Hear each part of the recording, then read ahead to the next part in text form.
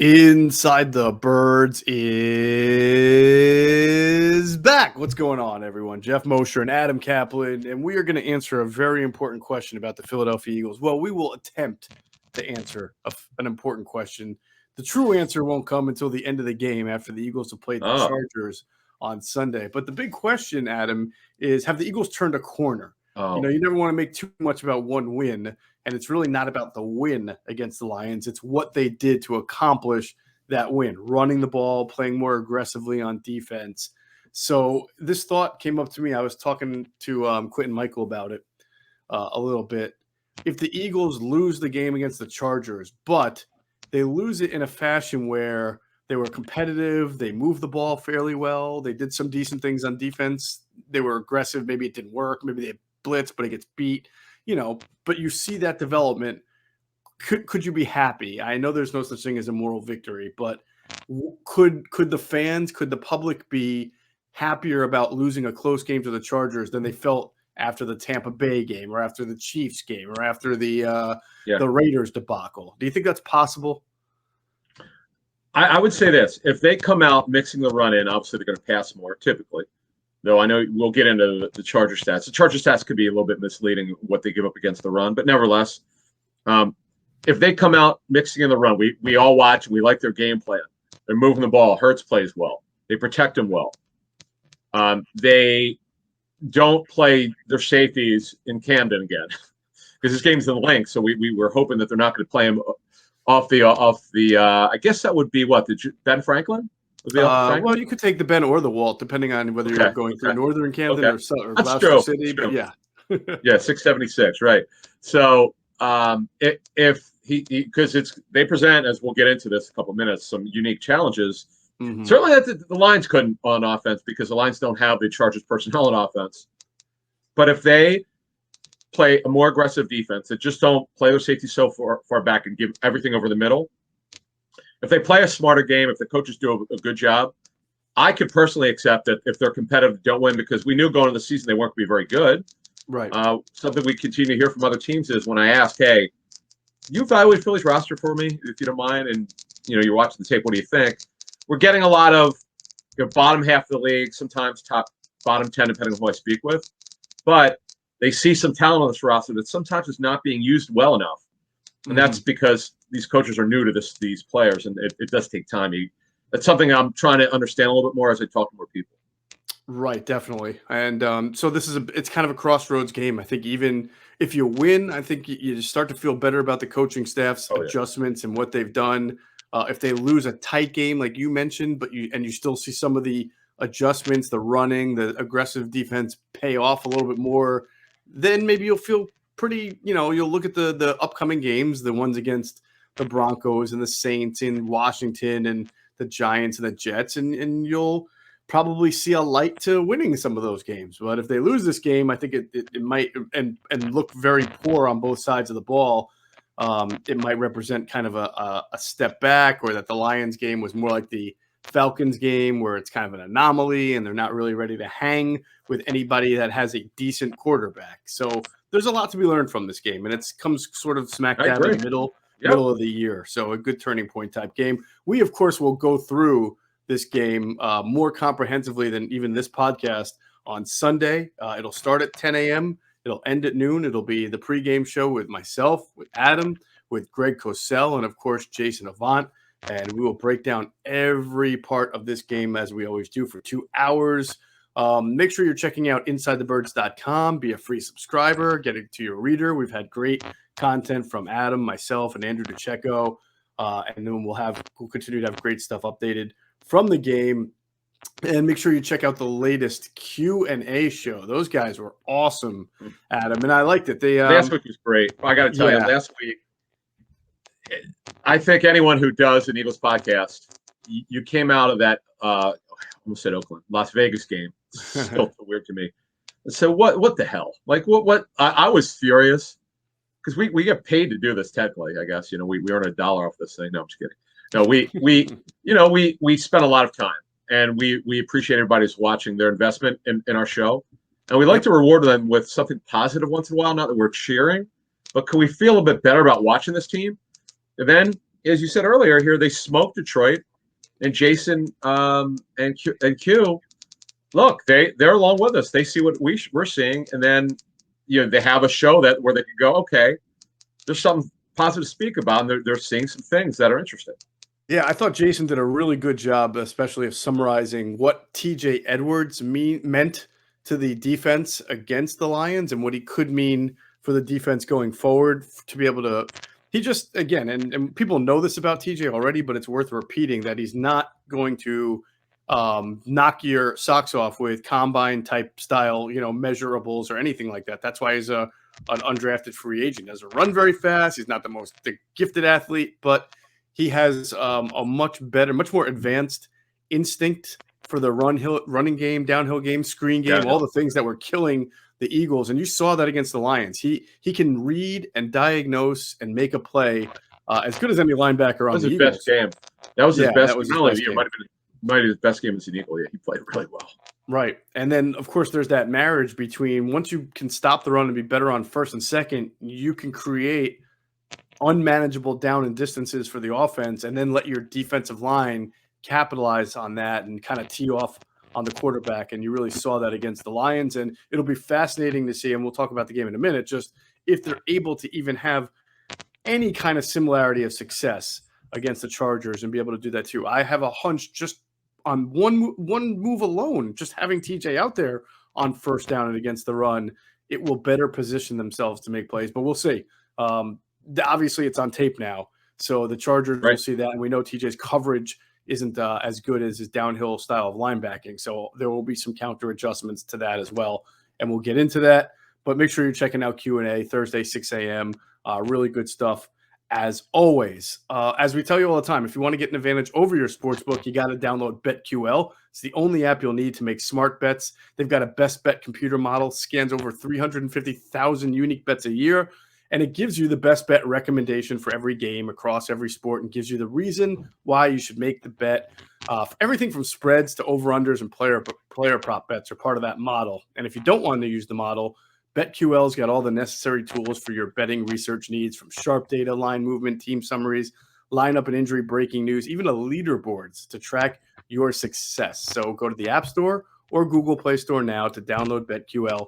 You can even go to try.betql.co/ITB. Enter the discount code ITB at payment checkout for 25% off subscription offerings. And they also have a sportsbook offers page if you live in one of the eligible states to claim free offers upon signing up at one of the many sportsbooks listed. So don't miss out on your chance to beat your sportsbook this football season using BetQL. All right, let's get into some of the transactions and the injury updates. Obviously, the biggest transaction. Yeah, Eric Wilson just didn't work out.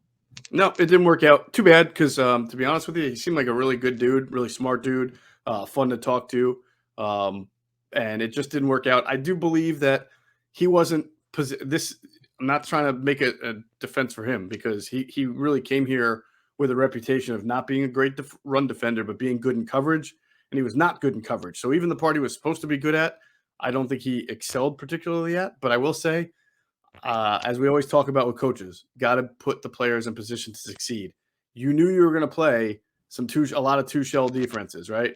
Well, you need a big thumper at linebacker to replace the fact that you don't have an extra safety in the box. So he's not a big thumper. So I'm not sure how the coaching staff realistically expected to perform well against the run when the two linebackers they were putting out there were Eric Wilson at first and Alex Singleton. Neither of them are downhill style. Now, we thought that maybe they would do some things up front on the D-line to counteract, to try to funnel the run game to the outside. They did not do that nearly enough, and obviously they got gashed up the middle, and Eric Wilson is now paying the price. But while he did not play well, I don't think he was also put in the position that he was on other teams where he played better, if that's fair. Yeah, I mean, he really is a nickel linebacker. If what you want is kind of what you're saying, you'd like a physical linebacker for early downs. The problem that the Eagles were having, you and I were joking about this a couple shows, teams were getting the third down because they kept moving the ball so well against the run. Right. There weren't a lot of nickel situations, but they're going to have to, if they're going to keep this a similar defense next year under Jonathan Gannon, they're going to have to get bigger linebackers. There's just no way around this. Right. you have to, and that's something we'll talk about when we get to the offseason. But they know this is not a secret. Anyone who follows personnel knows that if you want to run a specific style defense, you need to have true players. You were alluding to this, but I don't see how Eric Wilson fits other than as a coverage player. He's certainly not a downhill run guy. Right. And he also had to cover Tyreek Hill because they didn't have a dime package at the time. The poor guy got stuck on Tyreek Hill on interior routes that just ate him up. So I would imagine he'll hook on somewhere, maybe as like you said, a situational linebacker / special teamer, and we'll see what happens to him. As far as that, then, of course, they waived Brett Toth to make room for the cornerback they acquired. I was surprised that Brett Toth went unclaimed just because of the level of play of offensive line in the NFL. You would have thought somebody would have claimed a guy who had some a little bit of experience, but they did not. So they were able to get him back on the practice squad, which I think is a good deal for the Eagles. Yeah, he's more of a project. He's a long-term guy. They kind of knew this when they got him out of Army. We went over this like 3 years ago when the whole craziness of how mad they were that the Cardinals claimed him, right? Didn't they claim him? Yeah. It was the 53. Cardinals, yeah. Right, and the Cardinals claimed him, and they were not happy because how do they know about this guy? It's like Togi. But anyway, and then Craig James was released, and it's funny. I was joking with a friend of mine from the Eagles fan. He goes, "Yeah, now they only have 7 slot corners." So I was like, you know what? Let me look that up. I think they only might be 6. That's all, just 6 slot corners. I mean, yeah, it's just funny. I can't, because that's the thing is we don't quite know because we don't get access to practice exactly how they're using. We have an idea. We know that Josiah Scott can play slot and has. Right. We know Maddox has played well this season. I don't know if Tay Gowan can do that. McPherson can because he's done it. Steven Nelson, if he wanted to do it, he can do it. Yeah. And some of these, the practice squad guys can do it. It's the way they do it. Absolutely. All right. Let's talk about injuries. The Chargers have some injuries in the secondary, right? Asante Samuel Jr., I know he had a concussion in that last game against the Patriots. Michael Davis has important. A hammy issue. He's one of their starters, right? Yep. So, Davis is an outside corner. Samuel plays inside and outside. That's big. Yeah, those are 2 of their top 3 corners. So what will happen is if one can't go, they'll go with Tavon Campbell, who I remember from the CFL, who's been with them for a couple of years. He's a scrappy guy, smart guy. Was with the Jets and the Chargers. Chargers for like on and off their roster the last 3 years. But obviously, this guy's not a starting player. So the Eagles might have an advantage here. We'll know more. Obviously, today's only Friday morning, so we have to see what happens today. Right. But we'll talk more about this on our pregame show. But man, Mike Davis is not an inside corner, and this presents a real problem for them. Chris Harris can play inside or outside. They're basically a 3-corner team, so this certainly would impact them if one of them, or even both. Man, if both can't play, they got real problems. Is it me, or does every time the Eagles play somebody, that team is down 1 or 2 corners this year? I mean, started with San Francisco. Kansas City didn't have Shavarius Ward, and I think another player in their secondary. Correct. Tampa Bay was down both of their starting corners, and then Richard Sherman got hurt in the middle of the game. 7 plays in. Yeah. Who'd they play after? The Raiders were hurt at corner? Weren't they not? They had no Arnett. They had no. Who's the starting? Casey corner? Hayward. Was it Casey Hayward who got hurt? Yeah. So no. It was it was. Let me look right now. Oh, you just did a Joe DeCamera up there. Yeah. Trayvon Mullen, who they really thought was playing well before he got hurt. So. Right, and then the Lions had, Okudah was out, their second corner, their third corner was out. I mean, they're bad. But the thing is, in Sirianni's, I think John McMullen asked a really good question a couple weeks ago on this about, you see a matchup and you go, oh, wow, let's go after him. But I like Sirianni's point, though he hasn't always done this. You don't want to overdo it where you're just like I thought in the Niners game. They went overboard with their 6 shot plays. Oh, hey, Josh Norman's out there. Just throw at him. Right. They saw that Hurts processed well for game 1. Let's just throw the ball like crazy. Okay, but that's not really gonna win with personnel you have. Play smarter, and I think Sirianni and his staff really learned last week that take advantage of the talents that you have. Yes, by personnel matchups, but don't overdo it. Use your guys the correct way, and he certainly did that. Absolutely. All right, for the Eagles, the injury situation looking a lot better. The only person not to have practiced on Thursday was J.J. Arcega-Whiteside with the ankle, and who knows how much he would have actually factored into the game, or even if he could. So, obviously, just for running plays. It was good to see Jack Driscoll back in practice. It was good to see Jalen Reagor back at practice because, again, he was kind of prominent on that first drive. Then he hurt the ankle, and it looked gruesome when it happened. You saw the rubber pellets flying up. It was my understanding at the time, though, after the game, he was feeling pretty good. And the day later, he was able to kind of like maneuver around on it. And then he was back at practice on Thursday in a limited fashion, I believe. So same thing with Javon Hargrave, limited. So I mean, when these guys are limited on Thursday, I feel like that's if they're playing, unless they've got something really bad with them, they're probably going to play. So I feel pretty good about the team situation here. Right, two things. So Harris is going to play. Anthony Harris has taken all of the first-team reps, as he normally would when he's healthy on Thursday and Wednesday. So he's barring a re-injury of those thumbs. He'll be in the lineup, so that's good for them because they're going to need him. Well, when you hear this breakdown, the Chargers are loaded. Hargrave had this injury last week, and they rested him early. Fletcher Cox will be able to play. Jalen Reagor, I could also add that he really rehabbed pretty well on Monday with the ankle. With the belief that he's going to press to be able to play, but we got to see when you have an ankle injury and you're a skill position player, you got to see how it reacts to your first day of practice, which was Thursday. Right. So let's see what he does today. But I'm feeling better about it. As you mentioned, Driscoll with the thumb. He left very early, didn't return, but the fact that, as you said, that he's out there is a very good sign. A little surprised. I saw Jordan Mailata on the elbow. Injury report this week with the elbow. Yeah, I don't remember exactly what happened that caused him an elbow injury, but he's on the injury report with it, which is it's not great when you start getting to that upper arm area or upper chest or arm for the offensive linemen because they engage with such big people. So hopefully that's a minor thing and it doesn't really restrict him. So, but no, good point that Anthony Harris is back because although I thought Epps played well against the Lions, that's not a position where they have a lot of depth. Yeah, every snap, by the way.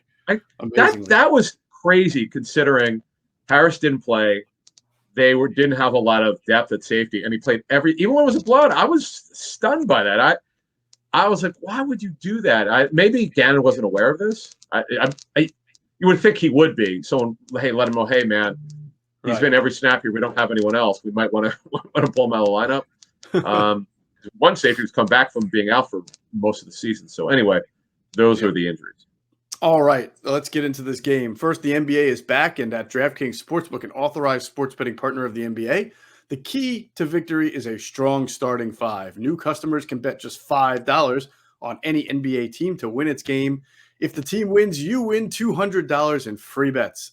So why not make your roster Washington? And oh yeah, Washington. DraftKings Sportsbook customers can also get skin in the game with new same-game parlays. You combine multiple bets from the same game for a bigger payout. The more legs you add, the more money you can win. DraftKings is safe, secure, and reliable. Best of all, you can deposit and withdraw your cash whenever you want. So download the DraftKings Sportsbook app now. Use promo code ITB. Bet just $5 on any NBA team to win its game, and you win $200 in free bets. The team wins, you win with promo code ITB this week at DraftKings Sportsbook, an authorized sports betting partner of the NBA. Must be 21 or older. Pennsylvania only. New customers only. Restrictions apply in partnership with Meadows Racetrack and Casino. See DraftKings.com/sportsbook for details. Gambling problem? Call 1-800-GAMBLER. All right, Adam, let's start off with the Eagles offense versus this Chargers defense, which trying to figure out the Chargers defense just looking at the stat sheet is like mental gymnastics because they are worst against the run in both total yards and yards per play. But they're good against the pass, and they're decent enough on third down, like situationally, to make you think that this run thing is maybe it's part of their identity like the Eagles. They don't mind giving up some runs as long as they're stronger in the other aspects of defense. Yeah, so what they do is they play a 34 front on Brand Staley. For years they played a 43. They'll give a lot of looks. They will drop Derwin James in the box. They'll see him as a linebacker. He'll line up at both safety positions, linebacker. I got a man crush on him. Just letting you know. It's funny you say that because in training camp, I don't usually do this very much. Like just watch a player in practice. 21 years of this business, I don't know if I've ever seen a safety move like he does. It's just amazing. The guy's had such bad luck with injury, right? But I'm so glad he's healthy, and he's a game changer. We could all debate who the best safety in the National Football League is, Harrison Smith and some others, but this guy's on a different level, and he just brings such a physicality, and also he's a pretty good athlete. And Nasir Adderley from he went to Delaware, right?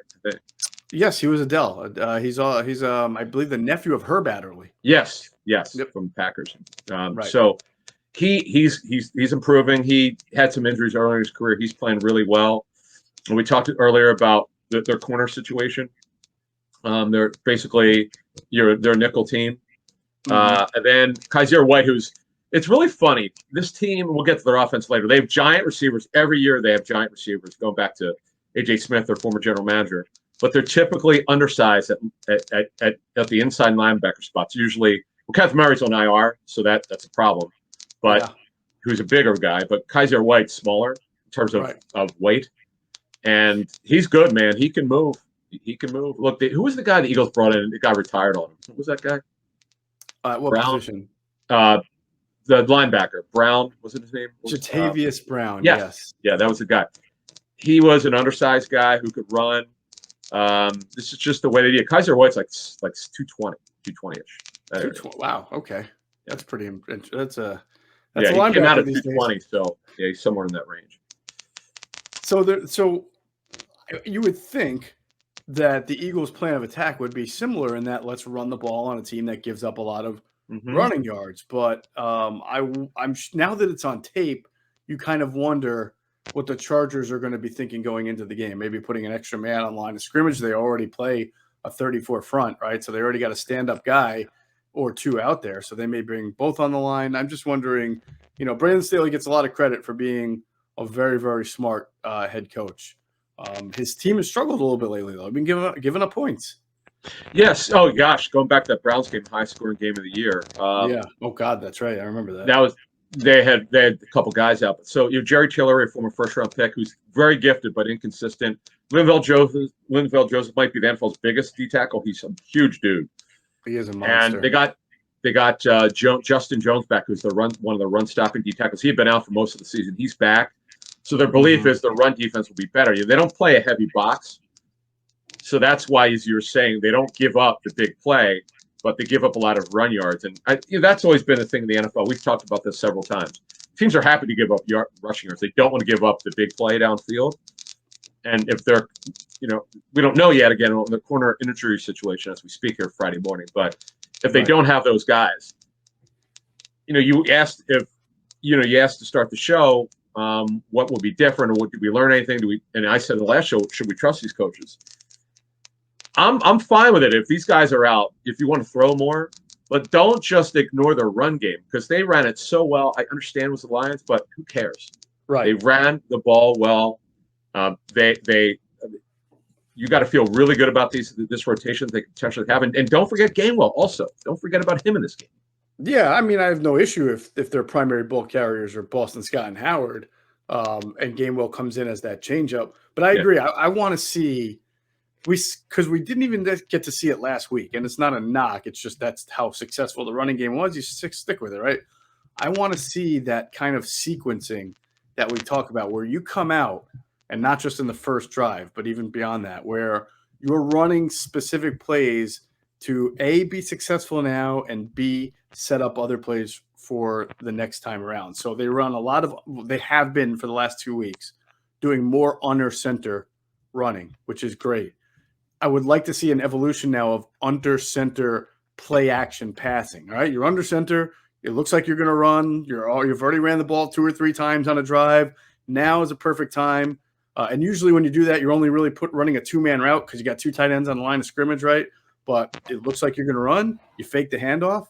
You roll Jalen either the right or the left. You have those 2 routes flowing in his direction, and let Devontae Smith get open in that zone and catch the ball. That to me, or beat man coverage, however they do that, to me is like the next step of evolution for this offense. Of course, they're going to be under center. Also, I'm not saying they're going to be purely. Of course, they're going to be shotgun. I'm not saying they're purely going to be under center, But work under center. Then all of a sudden come out next drive in shotgun when they think you're going to be under center. I really want to see a plan that makes sense here. 8 plays against the Raiders. They mixed up, I think it was 5 under center, 3 shotgun. In that first drive, unfortunately, after that, the defense folded, gave up 30 straight points. And this past game, they used it really well. And it's funny, you and I were talking about this for several weeks. We talked to it about with Greg and Jason on our Sunday show, and also when Baldy filled in. It's like, why can't they do both? Why can't they have Hurts under center and shotgun? And they finally did it, and I think they found comfortability. It's a natural run game, by the way. When you have your quarterback under center, the angles are better. Right. And you're seeing that. And then, boy, another thing is, I love your headline. One of the pieces you put on the website, I think. What was my line? Did I say? It was the biggest ass kicking they've given. Oh, yeah. Yes, definitely. That's those guys love this, man. The offensive linemen love getting off like this against the defensive line. Come on, man. Absolutely. No doubt about it. They like it, and it really works well. So I look forward to seeing that. Do you think this will be a difficult game for getting the ball to Dallas Goedert because of the presence of Derwin James? Great question. I'd like to see the screen game a little bit with Gainwell here. It won't be easy because if you look at the numbers that the Chargers give up to tight ends, it's not a lot. So you have to figure the run game will be prominent. You gotta move your receivers around a little bit, particularly if at least one of those corners is out. There's going to be a favorable matchup for you because the Chargers are really good against in the slot because they have 2 guys who can play the slot. Actually, that the Charger numbers are actually very favorable to tight ends. It's more, it's that I don't know how much touchdowns they give up, but they will give up. They're somewhere over average in targets, about 7 a game, but they do give up. They do give up catch. Like success rate is good. They give up yards. Okay, they only gave up 3 receptions for 56 yards to Henry and Jonnu Smith last week. They played better defense than you would think. Because remember, they lost 27-24, but the Patriots scored an offensive. I'm sorry, the Patriots scored a defensive touchdown. So the Patriots really only scored 20 points, and 9 of them came on field goals. So they only have 1 touchdown. Right, but for the season, they've had some teams have had some success with their tight ends. Right. It's funny. I was looking those numbers up earlier this week. It depended on the matchup, though. It's not like this happens every week. Right. But I do think the screen game will be important here with this type of defense. And Staley mixes his coverages up. Brandon Staley is a really sharp guy. Worked for Vic Fangio, his mentor, with the Bears and the Broncos before he got the head coaching job. Oh, by the way, Brandon Staley was the guy the Eagles were very, very interested in. That's true. They wound up not getting a chance to interview him because the Chargers beat him. They actually offered him the job before they could interview him. Right, and vice versa. Staley, I believe, was interested in his good friend Jonathan Gannon at some point, I believe. But Gannon obviously had a great opportunity here. But those guys are very, very close. They were in each other's weddings. Jonathan Gannon is the godfather to one of Brandon Staley's children. Wow. So these guys are extraordinarily cool. Both grew up in the Cleveland area, played AAU basketball against each other. It's a pretty cool story. They both talked about it in their press conferences this week and how close and tight they are. It was pretty interesting. All right. So again, maybe I'm looking at the game 2 weeks ago against Baltimore, and Mark Andrews had 68 yards and a touchdown, but he's so prominently featured. That's actually not necessarily a great game for Mark. Yeah, that's kind of an average game or a typical game, I should say, from Mark Andrews. So I don't know what to make of how effective Dallas Goedert can be. If they try to target him and they, as you just mentioned, screen game, short stuff, run after the catch stuff, I think they can be successful. If he's just kind of a part of the game plan and not really drawn up specific routes that get him open, I don't know that he's going to just flourish. I'll tell you where they got smoked, where they gave up run after the catch. Well, they did a decent job against Waller, but David Njoku, of all people, smoked them. His best game as a professional. He had a 71-yard catch. He for a touchdown. They really got hit. They really got the Chargers defense in that game. That was a crazy 89 points scored in that game. That was at SoFi. Yeah, that was a defense optional game. Exactly. It was so fun because the Browns don't, they still funny in that game, Browns, I don't know how they did it. Somehow you're giving up 47 points, but you only throw it 32 times and you're still in the game. but look, they're committed to that balance. It's worked for them. But Njoku was a big time athlete. Really crushed him running after the catch. So there are some opportunities here. You were talking about Goddard, but they've got to figure out how to scheme Goddard open because he looks so good these 2 games without Ertz. Now, what's up with Bosa? He only has 3.5 sacks. I mean, not that defines everything, but is he hurt or? Yeah, he hasn't. No, he's fine. He just hasn't had that type of year. He's getting he's getting his push up front. And the thing is, you'll see in this game, they'll stand him up. He'll play with his hand down. He'll play inside and nickel when they run the 43. The thing that they do need to do is they need more pass rushers. It's Kyler Fackrell, might remember from the Packers, his draft pick in the Giants. Rumpf, who's a rookie, a 4th rounder. Nwosu is another kid they have. They need to get their pass rush going. And Drew Tranquil was a starter earlier season. He had a pectoral injury. He's back. He could cover. He's a very underrated player. They just don't, other than Bosa, they don't have any super high pass rushers, guys who were big time. So the Eagles' offensive line will play a prominent piece in this game because Staley for a lot of stuff. The Eagles' O-line had it easy last week, and they were great. Listen, this was the most dominant game they've had in years. They were incredible, but this is going to be a much tougher matchup. Wonder how much blitzing they will do, if any. We'll see the difference between Brandon Staley and Jonathan Gannon right there in front of our eyes.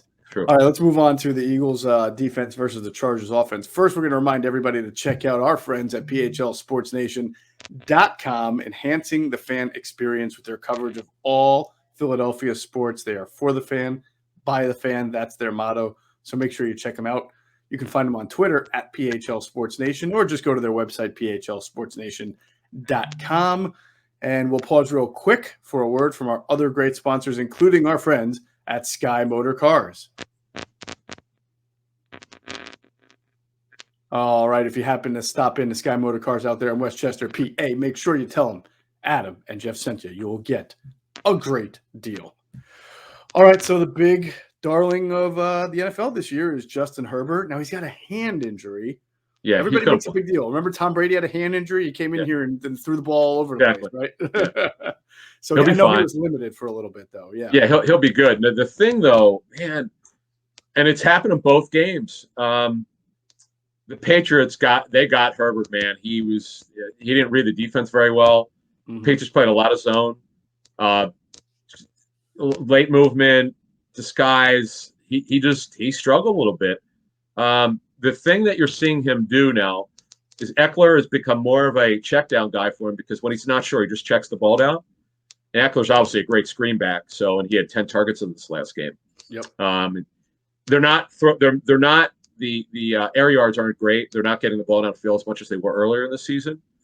They're shot play guys. You'll see them, or Jalen Guyton, who doesn't catch the ball up, but usually when he does, it's a deep ball. Yep. Mike Williams, who had been mild disappointment coming into the season. He had a huge season that had a knee injury. He's been quiet lately. Yep. The other thing is they use their tight ends, I'm told, to chip inside to help their right tackle out. We'll get into their offensive line a bit, but Herbert's had a very good to great year. But that Patriot game, I'm so interested to see what Gannon learned about what Belichick did and his staff. Because, man, he just didn't play well. I mean, Herbert is 4 picks in 2 games against the Patriots. He's just not seeing it very well against them. So at least from a disguise standpoint, you would think this is what Gannon would do.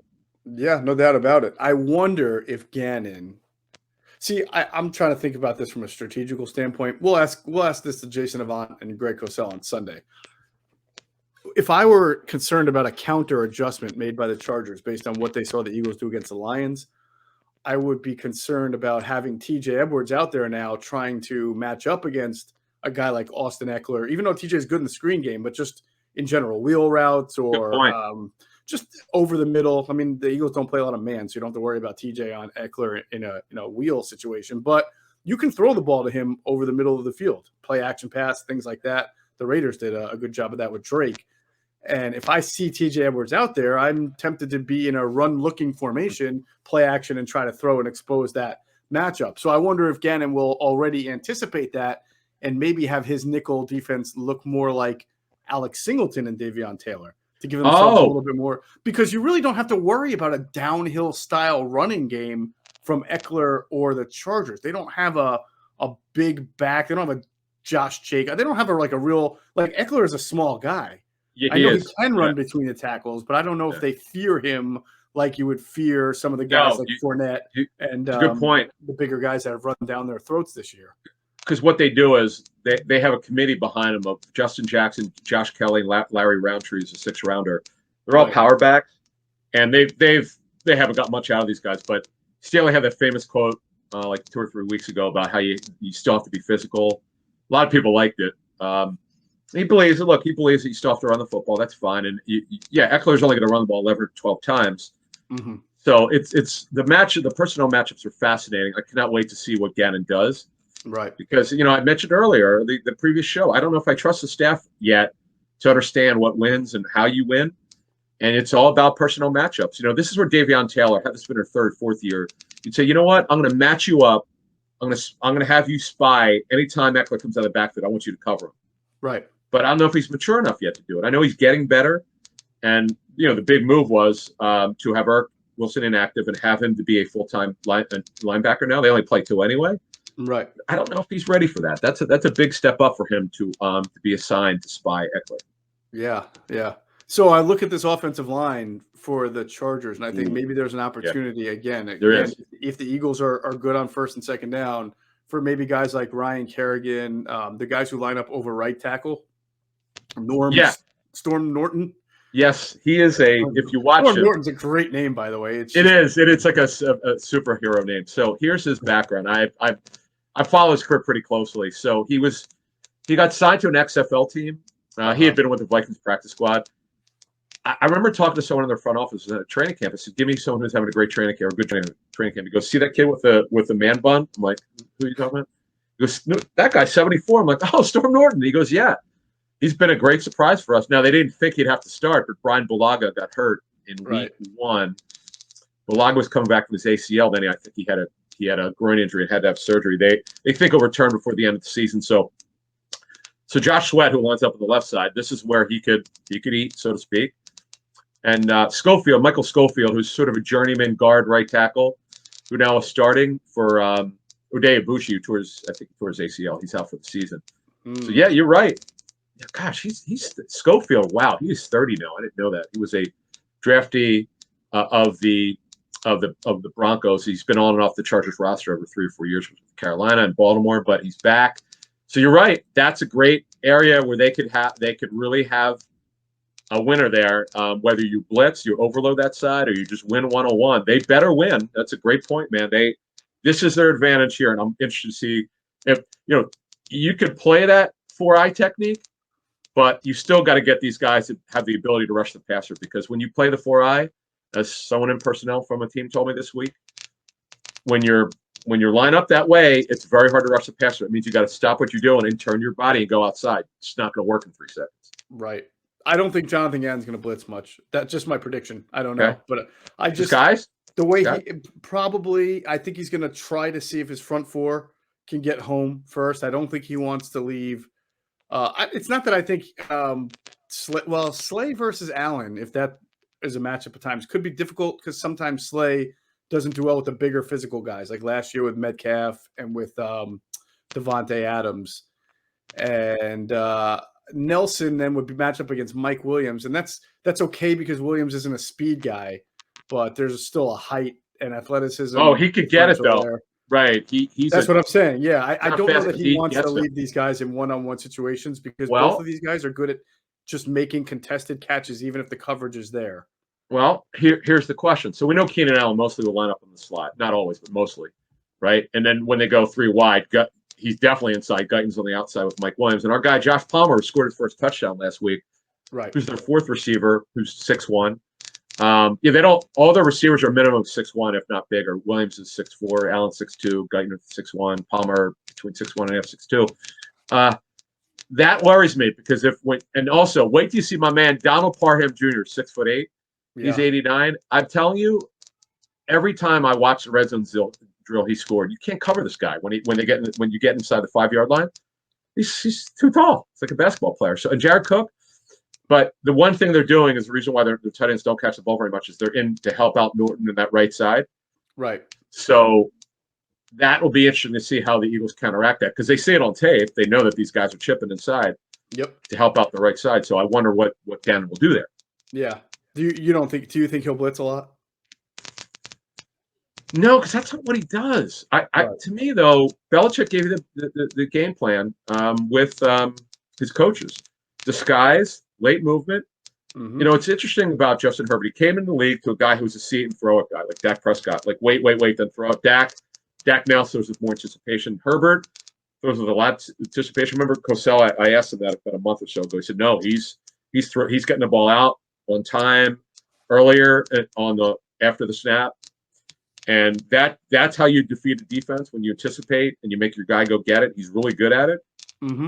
But that right side of the line, man, I'm glad you mentioned it because the Eagles' left side of the line, Hargrave too.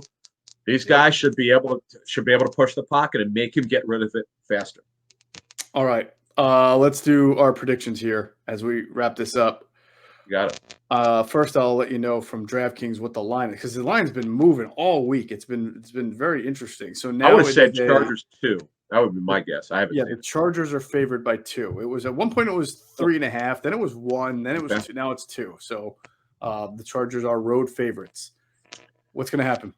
Well, the book now is that West Coast teams that travel east are doing really well. They have a winning record this year. They're over 500. Mm-hmm. The Chargers are the better football team. I know 3 out of the last 4 games of defense really has not played at particularly high level. They're better last week, but not good enough. Eagles have a puncher's chance in here if Sirianni does not get crazy with the throwing game and at least even if you're not getting great runs, what they call explosives, 5 yards or over, at least if he tries to sustain it a little bit to help Hurts out, let him get into rhythm, play him under center, they could hang in the game. But in the end, again, I need to see it from the staff 2 weeks in a row before I trust them, before I'm going to pick them in a game where the other team's probably a little better. So I'm going to pick the Chargers here 24-20. 24-20. That's very similar to what I've been thinking. And by the way, the over-under is 49.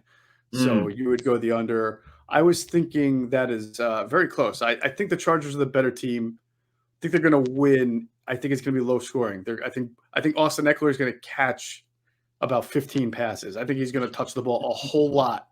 I can see a lot of short play action type passes against the interior of this Eagles defense. A lot to Keenan Allen. I could see him catching like 7 or 9 balls, but only getting about 70 to 80 yards out of it as they try to work the underneath area. And then it's going to be, to me, it's going to come down to which team probably executes best on third down and red zone in particular.